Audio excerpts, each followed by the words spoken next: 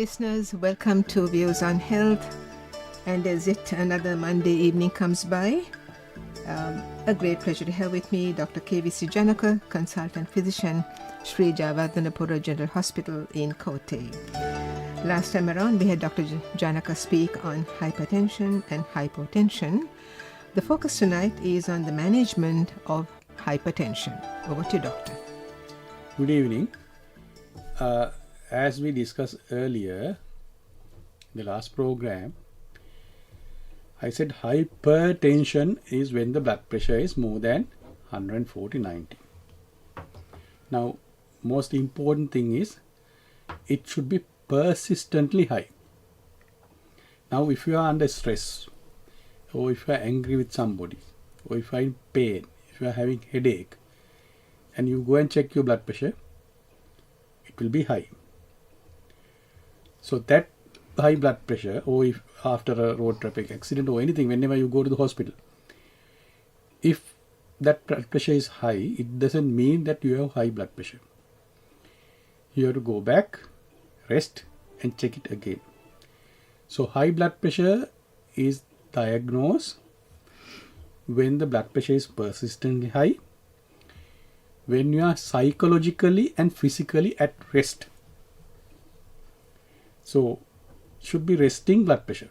Now, if you rush to the doctor's clinic and then because you were late or something and then you check the blood pressure, it will be high. Or if you ran into the doctor's clinic and checked the blood pressure, it will be high. So, ideally, you should be resting for about half an hour seated, and the blood pressure should be checked when you are seated, and the blood pressure cuff should be at the level of the heart on the arm, and the cuff also should be the correct size. Now, if you are a very overweight person, you have to use a large cuff. If you are thin, you have to use the small size cuff for that. So you have to have all these things, and the blood pressure should be checked twice, confirm that you are having high blood pressure.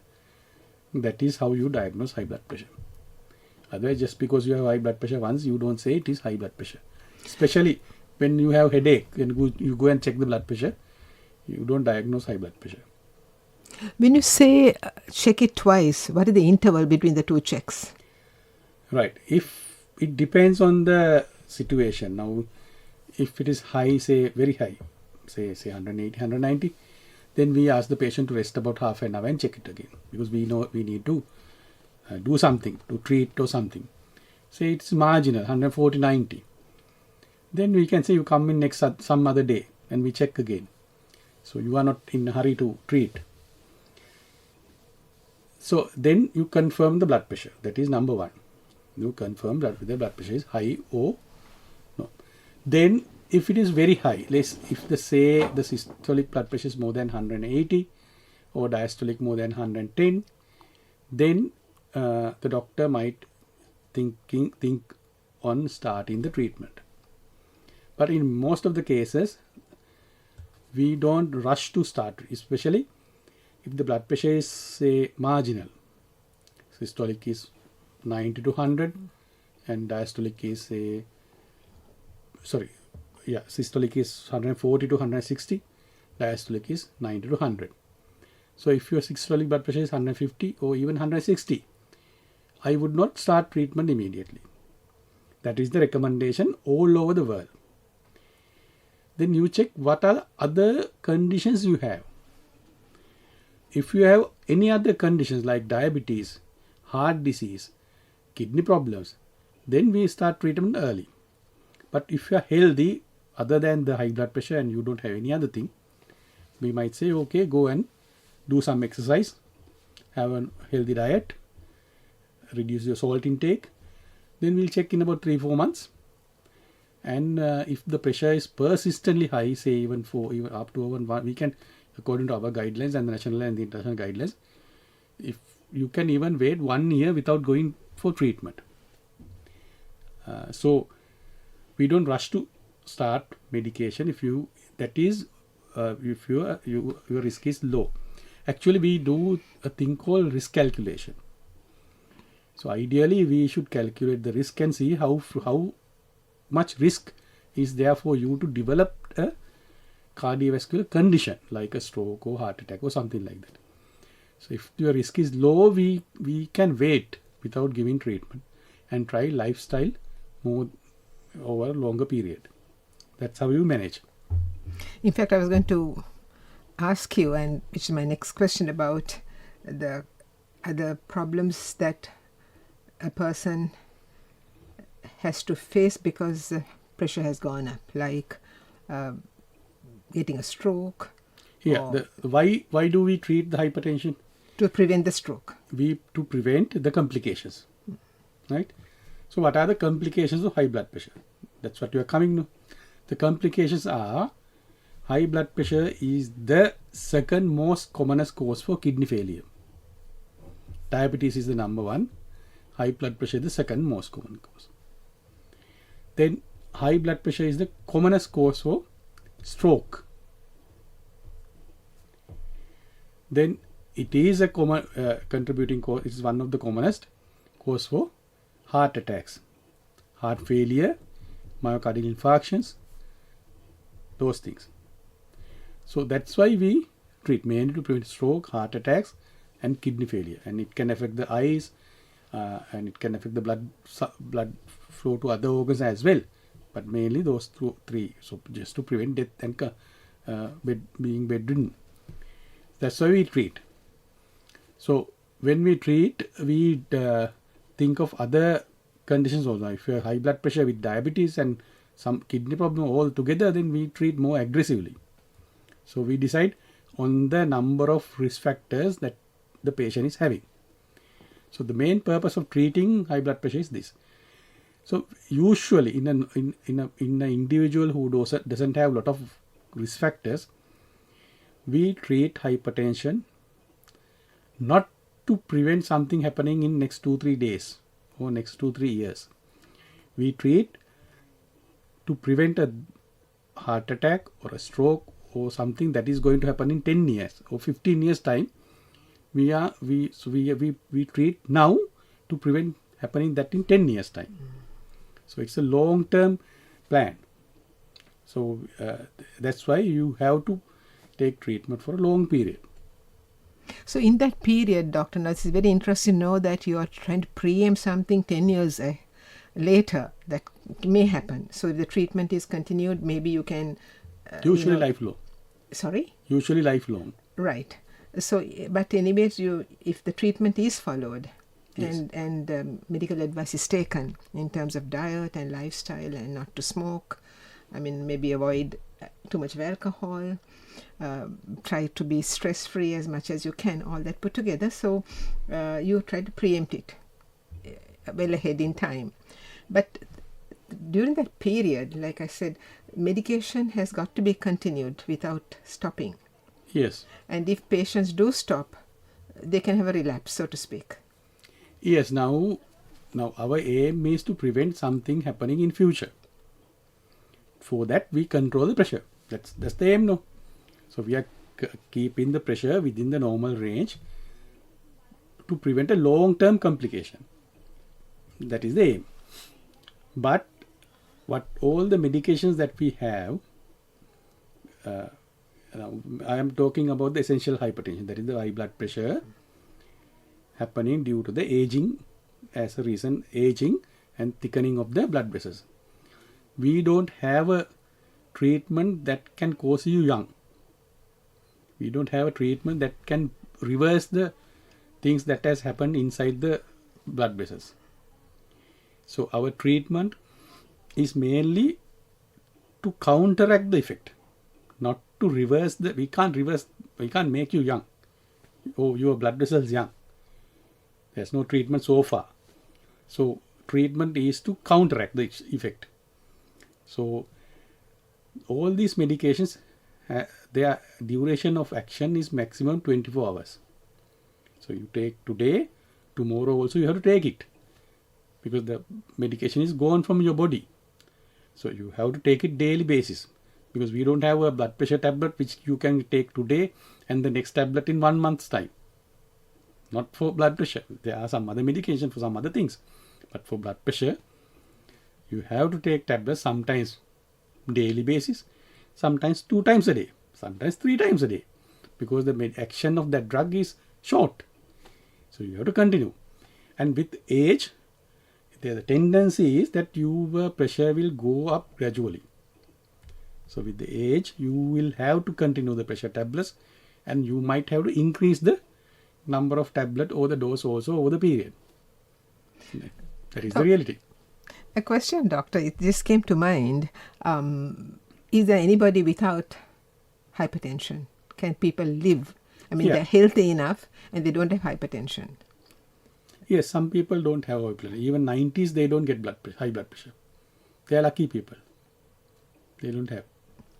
So, as a medical expert, what do you attribute that to? Genetics. Some people are lucky because their genes are better.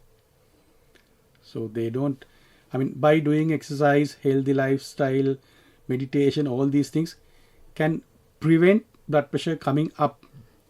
But you can't prevent aging part. So genetic part is there. So even if you do all these things, you may develop blood pressure, high blood pressure, but maybe in a later stage. Some people, it never comes. So they are lucky. They don't. Their veins are better. Arteries are better. So, are they a minority of the population? With aging, almost majority will develop high blood pressure. So, just a few that who won't Yes, because yes. of genetic factors. Because now we are living beyond what the nature has planned for us. According to the nature, we can't live 80s to 90s or 100. We should die early.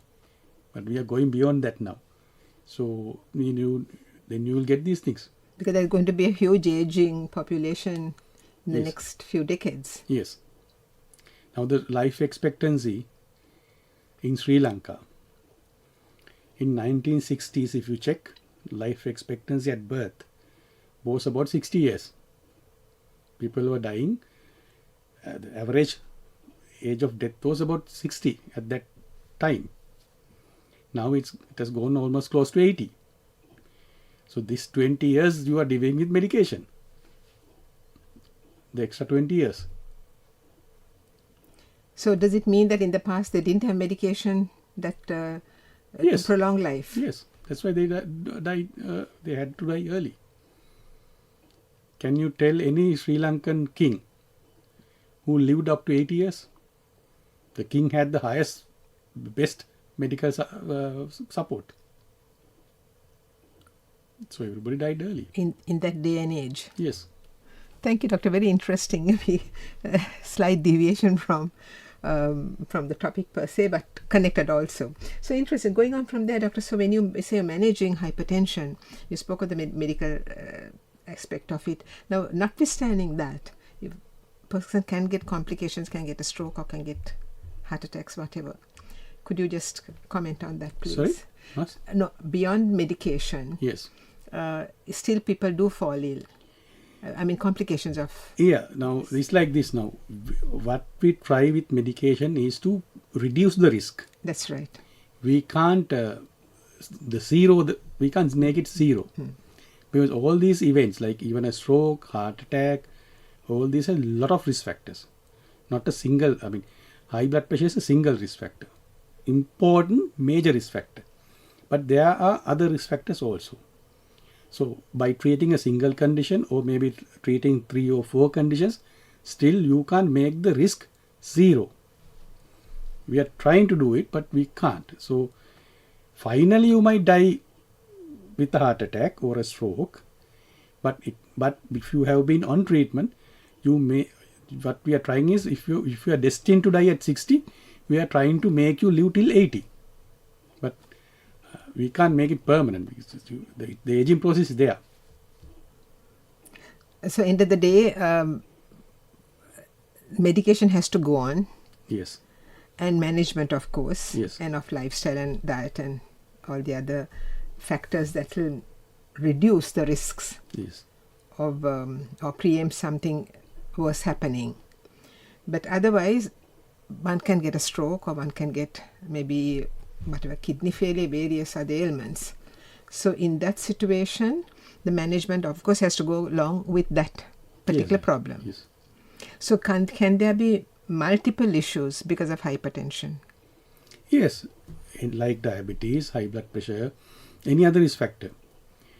A person the high blood pressure affects all the blood vessels in the body.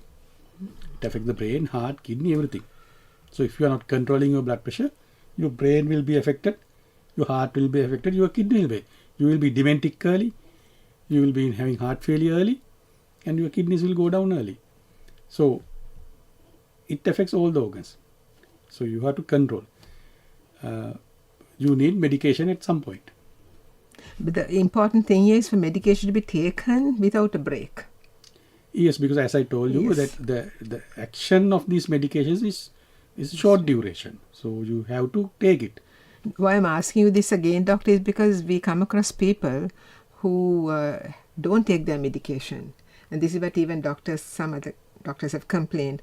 Then they come with a situation that is bordering on the danger. Yes, that is two reasons. One, if you made a wrong diagnosis at the beginning and say if you start treating a reactive high blood pressure, in 1 or 2 months the underlying cause is gone and the pressure is normal. Then you can stop your blood pressure tablets. But that is a wrong diagnosis. It's not really hypertension.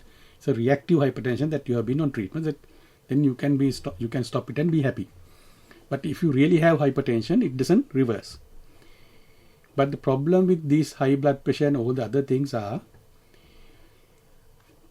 as a person, you don't feel anything and you don't see why you are on treatment.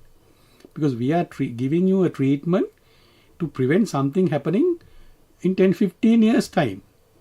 So you don't see the gravity of the importance of taking the treatment now. That is why people tend to forget it. So we can't blame them also, but that is the reality. Because if the danger is in front of you, you take the precautions. But your danger is 10 years in front. So then you forget. That is what is happening. But you have to take the tablet regularly.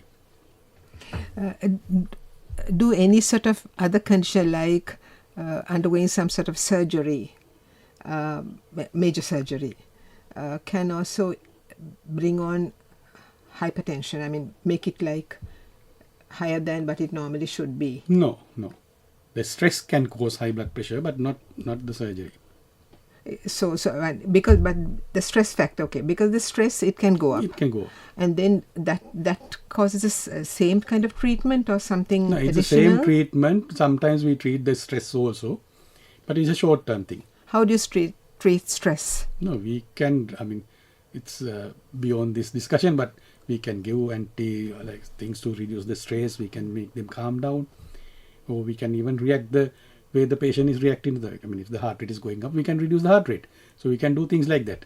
But that is a temporary thing. It's not treatment of high blood pressure as per se, but it's just a temporary thing we have to do day-to-day practice. In the hospital, we do it.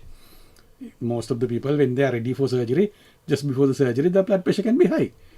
That is something we treat temporary. And doctor, just another question now. You spoke about the salt intake earlier. Yes. Can you explain that? Because there are people who are careful, but in the main diet, but there's additional some sauce or a chutney. Yes, those or things a pickle that has salt. That has salt. So, because what the salt causes is causes water retention, and that in turn can increase the blood pressure. So the recommended daily intake is 5 grams of salt per day per person. So you have to be careful about that. Don't add additional salt to the meal.